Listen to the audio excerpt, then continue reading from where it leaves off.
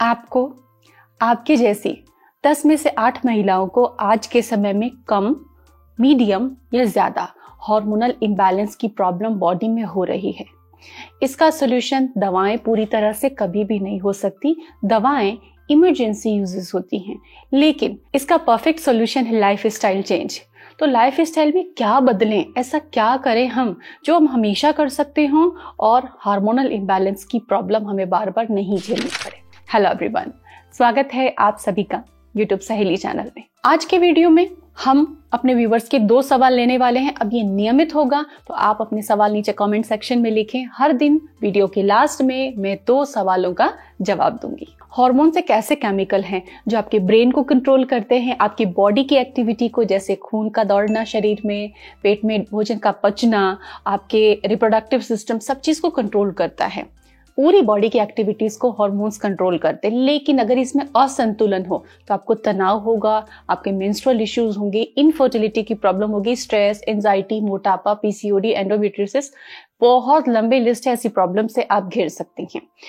तो ऐसे में हार्मोनल इम्बैलेंस को ठीक कैसे करें? सबसे पहला टिप जो कि बहुत जरूरी है, हमारे रूटीन में हम उन चीजों को खाते हैं, कार्बोहाइड्रेट्स। कई ऐसे सिंपल कार्बोहाइड्रेट्स हैं जो जब आप खाते हैं तो एकदम से ब्लड शुगर को बढ़ा देते हैं, और ऐसा करने से आपके हार्मोन्स डिस्टर्ब होते हैं, ऊपर नीचे होते हैं, और वो संतुलित नहीं रहती है उनकी मात्रा शरीर में, और शरीर में फिर एक्स्ट्रा केमिकल से गड़बड़ियां होती हैं। तो कुछ कार्बोहाइड्रेट्स को हम गुड फैट से रिप्लेस कर सकते हैं, जैसे कि सीड्स, नट्स, ड्राई फ्रूट्स। इनमें बहुत अच्छे फैट होते हैं, और हार्मोन बनाने के लिए कोलेस्ट्रॉल और फैट चाहिए होता है, उन्हीं से हार्मोन्स प्रोड्यूस होते हैं। तो अगर आप गुड फैट खाती हैं तो हार्मोनल इम्बैलेंस धीरे धीरे कम हो जाएगा, और अगर खा रही हैं तो वो बढ़ेगा नहीं, ठीक हो जाएगा।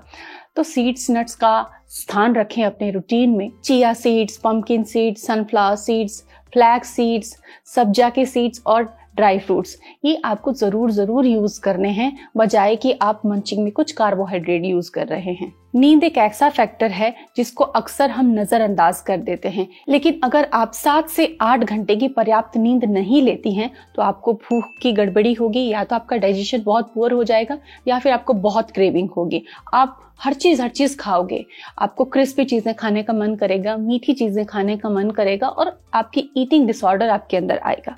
इसके अलावा आपका मूड डिसऑर्डर बढ़ जाएगा, मूड कभी भी डाउन ऐसा हो सकता है, मोटापा बढ़ सकता है। पर्याप्त नींद लेने से शरीर में मेलाटोनिन का प्रोडक्शन सही रहता है, तनाव नियंत्रण में रहता है, और बॉडी का मेटाबॉलिज्म भी कंट्रोल रहता है। इसलिए नींद लेना बहुत जरूरी है, पर्याप्त नींद बहुत जरूरी है। तीसरा टिप है मेंटल हेल्थ। मेंटल हेल्थ यानी कि हम बात कर रहे हैं स्ट्रेस, डिप्रेशन, एंजाइटी की। इंडिया का अगर हम डेटा देखें कि कितनी महिलाएं स्ट्रेस महसूस करती हैं, तो ये है 82%, यानी 100 में से 82 फीमेल्स महसूस करती हैं कि वो स्ट्रेस में हैं। तो ऐसे में स्ट्रेस भगाएं कैसे? क्या कोई दवा खानी पड़ेगी?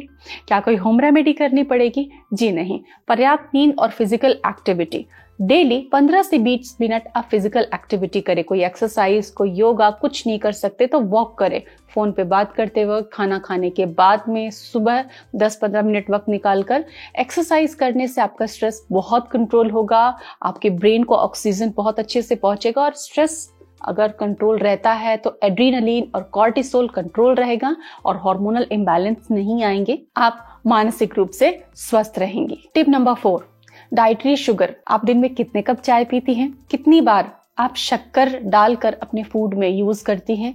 इसका ध्यान रखिए, कैलकुलेट कीजिए, समझिए जितनी आप शक्कर ले रही हैं, ये डाइटरी शुगर आपके हार्मोन्स को डिस्टर्ब कर रहा है। अगर आपकी फिजिकल एक्टिविटी ज्यादा नहीं है, जो कि पहले जमाने में हुआ करती थी, आज महिलाओं की फिजिकल एक्टिविटी काफी कम है। मसाला भी पहले जमाने में सिलबट्टे पर पीसा जाता था, उसमें भी एक्सरसाइज होती थी। कपड़े भी हाथ से धोए जाते थे, उसमें भी एक्सरसाइज होती थी। लेकिन आज का टाइम बहुत ज्यादा मशीनों पर आधारित है, तो महिलाओं की फिजिकल एक्टिविटी कम है, लेकिन डाइट में लग्जरी चीजें बढ़ गई हैं, जैसे शक्कर वाली चीजें, और कार्ब्स की मात्रा काफी बढ़ गई है। इस वजह से डाइटरी शुगर इंटेक बढ़ने की वजह से आपका एस्ट्रोजन हार्मोन डिस्टर्ब हो जाता है, और मोस्ट ऑफ फीमेल्स को हार्मोनल इम्बैलेंस की प्रॉब्लम है। तो डाइटरी शुगर को कम करें, आप शुगर फ्री या प्राकृतिक मीठी चीजों का इस्तेमाल करें। शक्कर, जो सफेद शक्कर है, टेबल शुगर है, उससे आप बचे, दूर रहें। WHO ने भी इसके लिए कई सारे गाइडलाइन दिए हैं कि डाइटरी शुगर को आप आपको कम से कम इस्तेमाल करना है। 5वां टिप, प्रोटीन। बहुत सारी महिलाएं एजुकेटेड हैं, चाहे गांव से हैं चाहे शहरों से हैं, कहीं से भी, वो नहीं जानती कि उनको प्रोटीन कितना खाना चाहिए। तो प्रोटीन अगर आपकी डाइट में कम है, प्रोटीन पर मेरी डेडिकेटेड वीडियो भी है कि प्रोटीन आपको कितना खाना चाहिए, कौन सी चीजों से प्रोटीन लेना चाहिए जिससे फर्टिलिटी बढ़ती है, तो वो वीडियो डिटेल के लिए आप जरूर देखें। हमारे हार्मोन्स जो होते हैं वो अमाइनो एसिड से बनते हैं और ये अमाइनो एसिड्स हमको प्रोटीन से ही मिलते हैं। तो अगर आपको हार्मोनल इम्बैलेंस को जीतना है तो हमेशा हमेशा के लिए डाइट में पर्याप्त प्रोटीन को शामिल कीजिए। दालें, nuts, seeds, non vegetarian food जैसे कि होल एग, चिकन, इनमें पर्याप्त प्रोटीन होता है। स्प्राउट्स का सेवन कर सकते हैं, राजमा का सेवन कर सकते हैं। तो प्रोटीन अपनी डाइट में बढ़ाइए। अगर हार्मोनल इम्बैलेंस है तो नाश्ते से ही शुरू कीजिए, हर मील में थोड़ा थोड़ा मात्रा प्रोटीन की आप बढ़ा दीजिए, तो हार्मोनल इम्बैलेंस अपने आप ठीक होगा, क्योंकि हार्मोन बनना चालू हो जाएंगे संतुलित तरीके से। ये जो 5 टिप्स आपने जानी, इसके बाद भी आपको लगता है कि कुछ कमी रह रही है आपकी तरफ से एफर्ट पुट करने में, तो ऐसे में सबसे ज्यादा कमी रहती है न्यूट्रिशन इनटेक में, कि हम पर्याप्त मात्रा में न्यूट्रिशन नहीं ले पा रहे। मोस्टली वेजिटेरियन लोग जिनमें विटामिन बी कॉम्प्लेक्स की डेफिशिएंसी होती है, विटामिन डी की डेफिशिएंसी होती है, ऐसे में कोई भी एक प्राकृतिक सप्लीमेंट, जो कि अक्सर मेरे अनुभवों पर, मेरे क्लाइंट्स के एक्सपीरियंसेस पर मैं आपको सजेस्ट करती हूँ, तो आप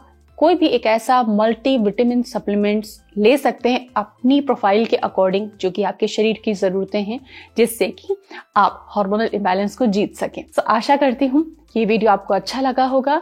आप मुझे YouTube मॉम चैनल पर भी फॉलो कर सकती हैं, वहां पर मैं प्रेगनेंसी केयर, बेबी केयर के बारे में बात करती हूँ। और अब बारी है आज के सवाल की। आज का सवाल है शिवांगी का।